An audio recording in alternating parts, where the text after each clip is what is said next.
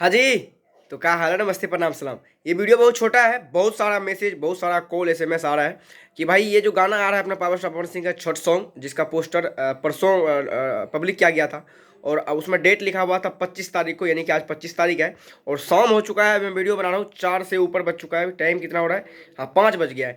5 बज गया, अभी तक इस गाने का कहीं कोई ठिकाना नहीं है। और उनके टीम के जितने भी मेंबर हैं, क्या बताएं उसके बारे में। चलो, जब गाना रिलीज हो जाएगा फिर मैं बताऊंगा। और कंपनी वाले के बारे में बताएंगे कि इस गाने के बारे में कंपनी डीआरजे वाले कंपनी के अंदर क्या क्या कमी है, क्या क्या अच्छाई है।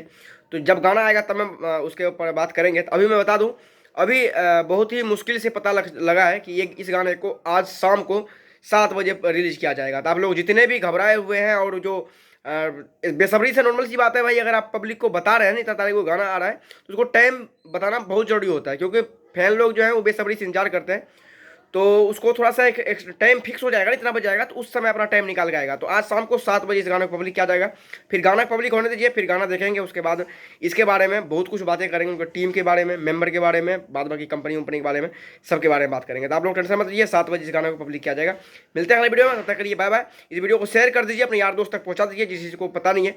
और लाइक कीजिएगा, चैनल को सब्सक्राइब करके जुड़ जाइए। फिर मिलता है दूसरा वीडियो में जब ये गाना पब्लिक होता है। तब तक के लिए बाय बाय।